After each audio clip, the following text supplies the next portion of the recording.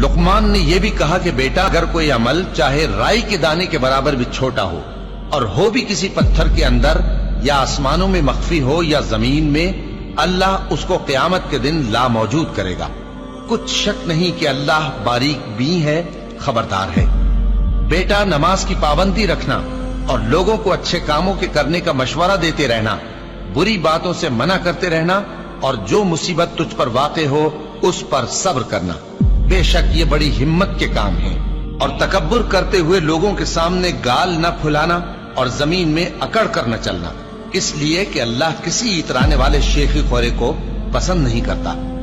और अपनी चाल में एतदाल किए रहना और बोलते वक्त जरा आवाज नीची रखना, क्योंकि बहुत ऊंची आवाज गधों की सी है और कुछ शक नहीं कि सबसे बुरी आवाज गधों की होती है।